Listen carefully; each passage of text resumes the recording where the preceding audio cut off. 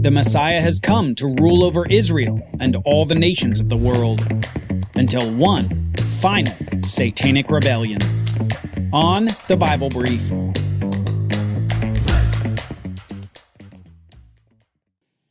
From the narrative of creation in Genesis 1.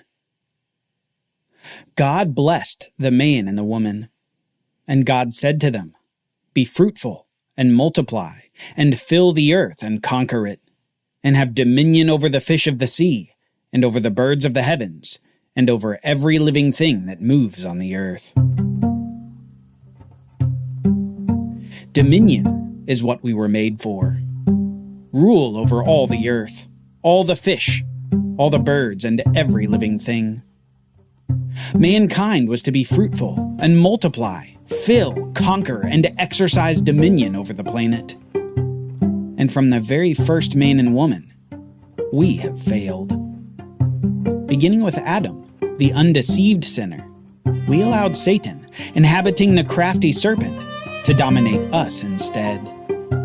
In eating the fruit from the tree of the knowledge of good and evil, Adam and Eve ceded their rule to another, and the world was set on a road to ruin. God's command was violated. The creeping serpent ruled over the image bearers of God, and nature itself groaned at the perversion of God's order. Humanity embraced rebellion instead of righteous rule. And this rebellion continued for millennia. Every child born of that original union became inheritors of corruption and consequences that were inescapable. Sin tore through the human race, and rebellion only escalated further and further. God's sovereignty over all was rejected, and humanity chose to make a name for themselves. They wanted to climb the heights of heaven, a place they could never reach on their own. No, instead God had to intervene, and his intervention was epitomized in the covenants, those special promises solely dependent upon God, revealing the goal of history and the eventual triumph of a special seed.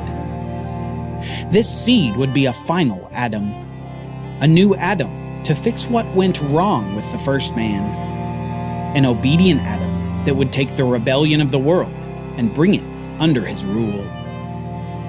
The last Adam would be fruitful and multiply, being the first of many and the vehicle through which others would be resurrected from the dead to eternal life. He would fill the earth with those of his body, and he would lead his people to conquer and have dominion over the whole world. This seed was identified as one from Abraham, who would bless the world and defeat his enemies. He was identified as one from Judah, who would hold the ruling scepter as king. He was identified as one from David, who would be the everlasting king ruling upon David's throne in Jerusalem. This seed would be a suffering servant, a man of sorrows, a rejected shepherd. He would be a righteous ruler, a perfect judge, and a conquering king. This seed, the subject of so many prophecies and promises, would come upon the world, and the world would never be the same. But that ancient serpent wouldn't yield his authority so easily. No, he would fight against this seed using all the tools at his disposal. He would deceive, lie, cheat, steal, and murder. He would use all his power and might to bring this seed to the same place as the first Adam. Satan sought rebellion from the seed coming to save. The slithery serpent's final enemy was this last Adam, the one coming to take back Satan's authority that he'd so deceitfully gained. The first time that serpent, that dragon, attempted deception and annihilation of the seed. He tried to cut off the one who had come to rule, but in his rage, he only aided the sacrifice of this righteous one. Though Satan meant it for evil, God meant it for good, and the blood of the seed began its application to the doorposts of many hearts. God began the greater Passover as the blood of the Lamb was provided for the world. Many came to believe in the seed. Many shed their blood for their faith. And these, though dead, became conquerors. The blood shed became a fuel for a people of faith, taken into heaven by God to prepare for a final invasion. an invasion of the people of the land on the earth that had rejected them. The last Adam would take his people to conquer all nations. It happened like lightning. A sudden invasion, a sudden war, and sudden defeat for the forces of the serpent.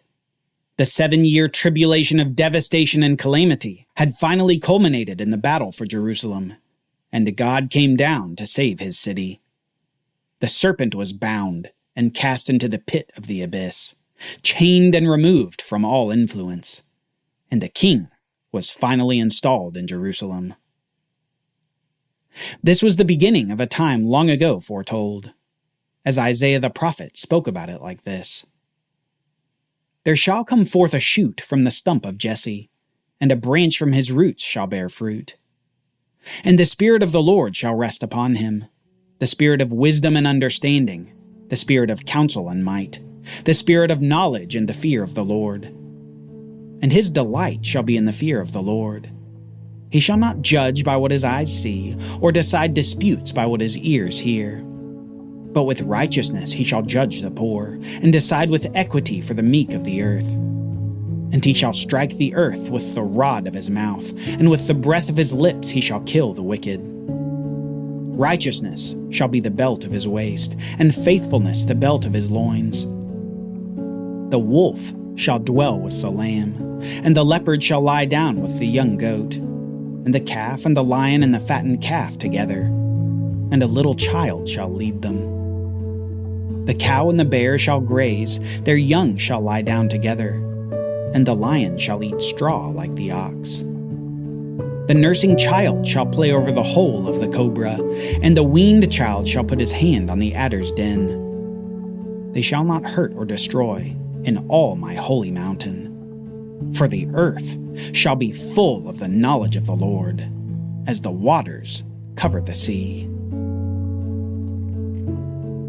This is Messiah's kingdom. A kingdom finally established with the return of Jesus to reign upon David's throne in Jerusalem. A kingdom demonstrating the rule of the only righteous king, who exercises the dominion in contrast to how Adam failed.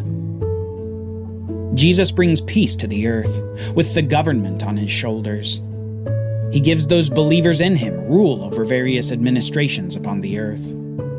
Dominion is exercised by Jesus as he administers justice to all without fault. He is the wise, good, powerful king that the world has always wanted and needed. He reigns over the earth, and he reigns from his city, newly altered from the recent topographical changes to the earth. Jerusalem stands above all other cities, and all people of the earth stream into its gates to pay homage to the King of all. Isaiah speaks about this as well. He says, "It shall come to pass in the latter days, that the mountain of the house of the Lord shall be established as the highest of the mountains, and shall be lifted up above the hills, and all nations shall flow into it. And many peoples shall come and say, Come, let us go up to the mountain of the Lord, to the house of the God of Jacob, that he may teach us his ways, and that we may walk in his paths. For out of Zion shall go forth the law, and the word of the Lord from Jerusalem. He shall judge between the nations, and shall decide disputes for many peoples. And they shall beat their swords into plowshares, and their spears into pruning hooks. Nation shall not lift up sword against nation, neither shall they learn war anymore." Through the rule of Jesus, such peace and prosperity comes upon the earth that weapons are no longer needed. Swords and spears are beaten into farm implements, and waging war is a forgotten skill. Those believers who survived the tribulation have children, and those children have more children. Over time, the earth is repopulated, and generation after generation comes from the remnant of humanity that survived the tribulation.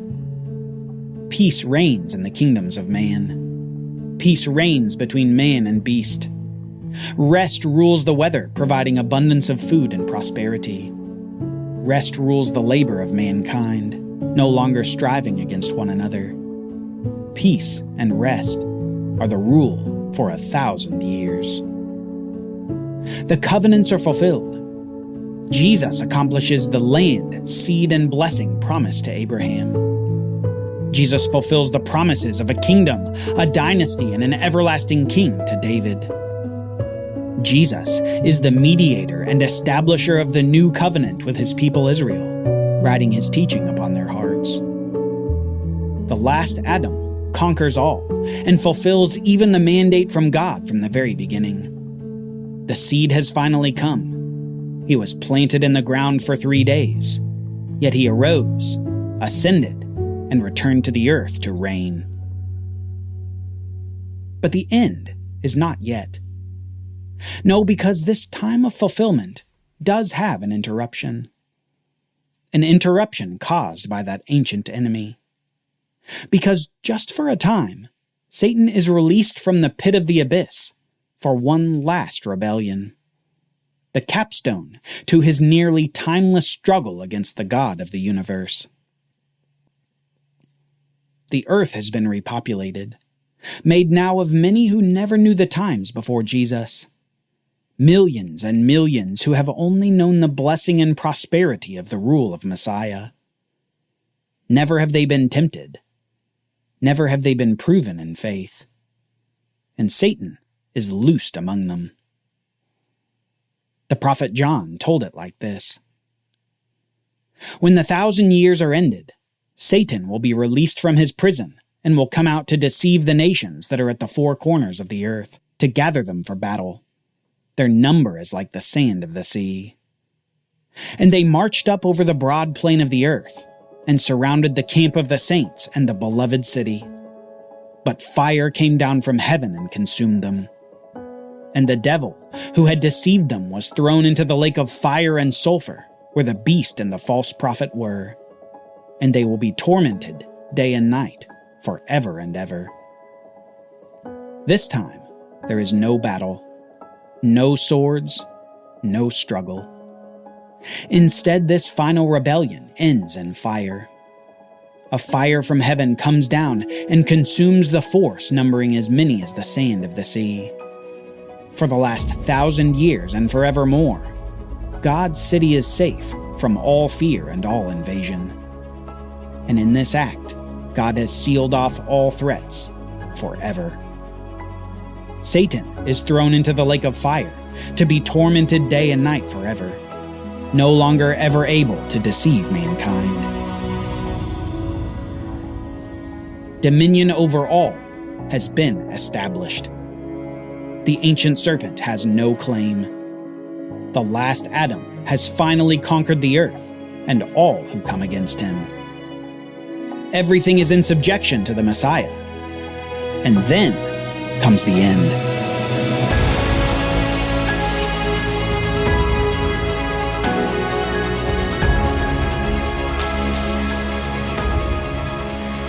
The Bible Brief is brought to you by the Bible Literacy Foundation, dedicated to helping people like you learn the Bible.